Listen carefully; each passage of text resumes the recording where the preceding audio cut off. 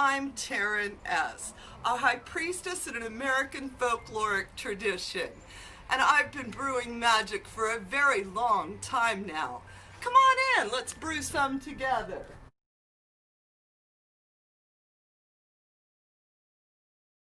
Hello. Welcome to the House of Witchcraft. You know I'm always excited and happy to be making another video for you folks. I'm just so grateful. I'm amazed, to be honest, with the amount of subscribers I have. And each and every one of you, thank you. It is the most sincerest from my heart that I can possibly say to all of you. Now, with that being said, woo, it's the season of the dead. I know! The season of the dead for many witches starts somewhere on or about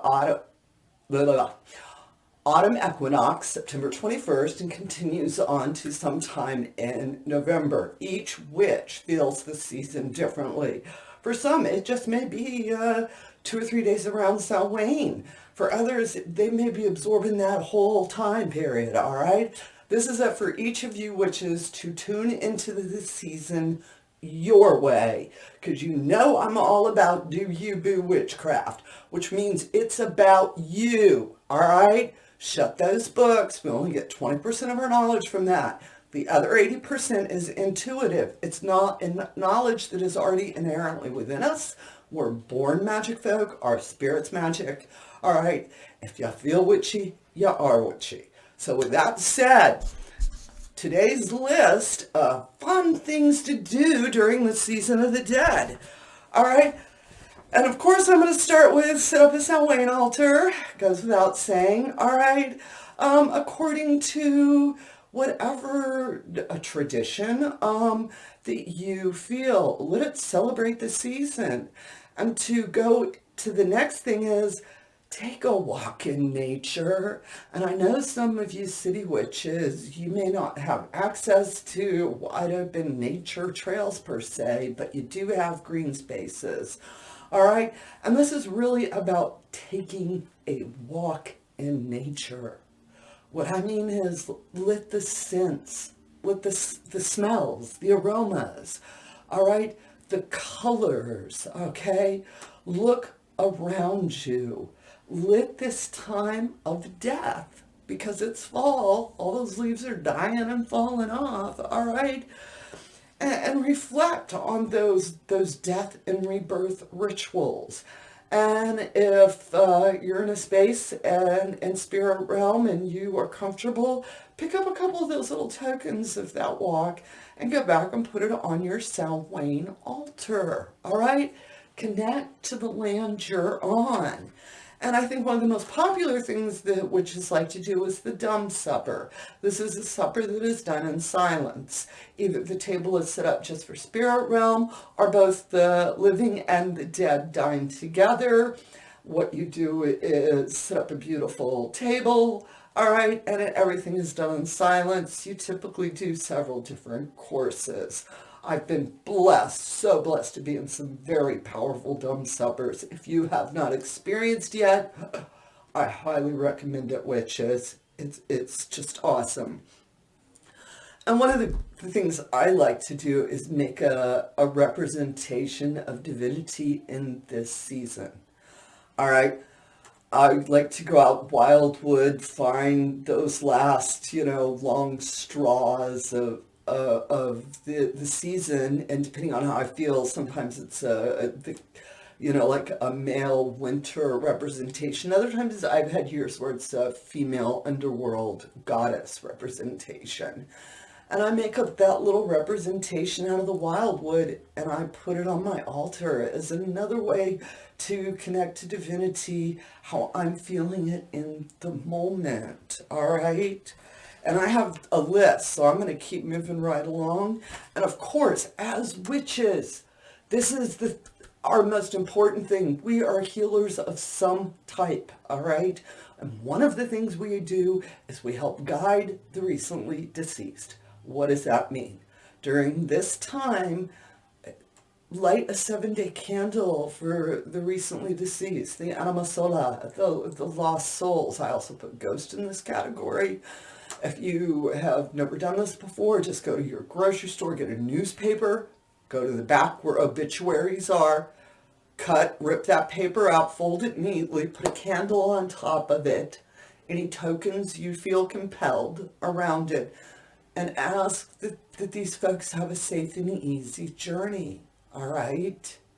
And if you work with a gatekeeper type deity, a deity that has an association to underworld or transformation, Hecate, Anubis, any of those type, Baron Samedi, ask them to guide these folks for you, all right?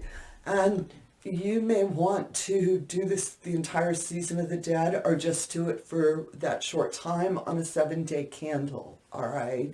But typically, when we work with recently deceased, we do it for 7 days in a row. And of course, my favorite thing, visit a cemetery. This is so important, all right? As we are asking for the recently deceased to have a safe journey, we also need to go tidy up those graves, folks. Get your potted plant. I have my little garden bucket that has some knee pads, a little shovel, and some gardening gloves and a trowel. And I show up with my potted plant and my little bucket of goodies, and I walk around the cemetery until I feel like I'm being called to. I almost get this, ooh, over here, and I go over to that grave. At this point, I ask my divinity, my divinity, I ask my deity, it's mine. No, I ask the goddess to guide me well, that what I'm doing is with honor, reverence, and respect. And then I typically will take my hand and put it up on the dirt and ask for that final permission from spirit realm.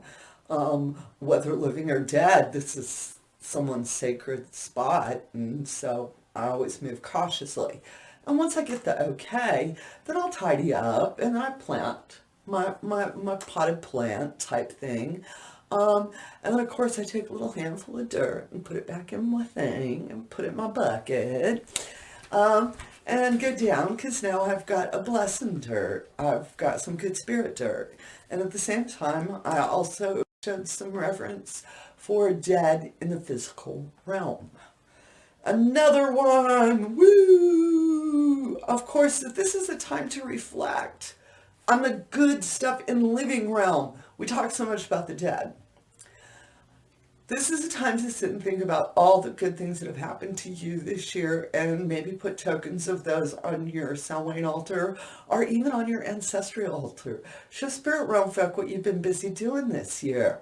You know, we need to keep balance. As we are in the time of the dead, we need to keep a foot in the realm of the living. And of course, our ancestral altars, they are our direct bloodline, and they are also our cultural. They are our family in the physical realm, because family is not defined by blood, folks, all right? I don't believe that. I think if anything, I think family is defined by water, how well we all flow together. But you have different connections, all right? And also by your interest, okay? For many of the Conjuring type, they put Marie Laveau on their altar this time of the year. I personally put Caroline Dye, a black Conjuring woman that I have been venerating for decades now. And I want her to see that I am doing better, that I've learned better. It's like I sort of want her to check in on me. But our ancestral altars are as personalized and varied as we are. So if you feel compelled to put it on your altar, if these are spirit realm folk you're connecting to, put it there, all right? Remember, these are spirit folks that have already been around you. You're just learning to talk to them if it's your first time. And of course, you know, I have the book, A Guide to the Witch's Season of the Dead. In the link below, you can find out all about it, all right? And which goes through all of these, okay? And of course, I'm going to tell y'all something I think might surprise you. Hold a seance. Go old school. simply get a white candle, light it, invite some friends over, come up with a power mantra chant, and ask spirit realm folks that are already around you. Ask spirit realm folks that have good intentions towards you, that are wishing you well, to lean in and communicate with you. All right? And the greatest, I think, sound we want to do is bonfire magic. Oh my gosh. On Samhain Eve, dancing around a bonfire with witches. We'll write down things on paper that we want to give up to the universe, things that have happened to us that are good. And then we'll also write down things that we no longer want and we're going to leave in the realm of the dead. And we dance, all right? And I love bonfires. I'm a full moon bonfire dancing witch. I know not everybody has that, opportunity. You don't have the situation, circumstances. You can get a candle, put it in the middle of your room, play some great music, and dance around it. All right. We are creative witches. It's about using what you have, using what you need. Okay. Don't go out buying stuff. Go looking to see what you bought. We are witches. We shop 6 months in advance unconsciously. All right. Okay, and of course, I think one of the things I really want to say right now is about making sure, like I said earlier, connecting to the living is reaching out within the community, virtually or in real life. Go to a public Samhain ritual, go volunteer somewhere, somehow get in the community, whatever your way is. But we really need to stay connected to the living during this time. All right? And of course, pumpkin spice lattes! Herbs and spices of the season of the dead. Use them. Allspice, come on, nutmeg. We have a list of so many things that you can use for this time. Use them in decorations, use them in your cooking.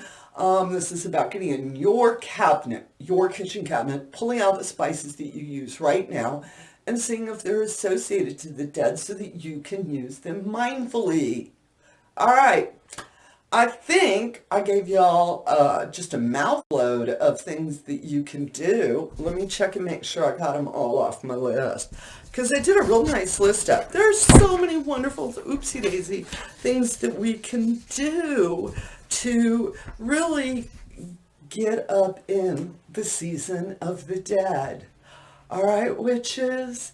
This is about you communing with and also understanding that the death, rebirth, life, death, rebirth, life, cycle.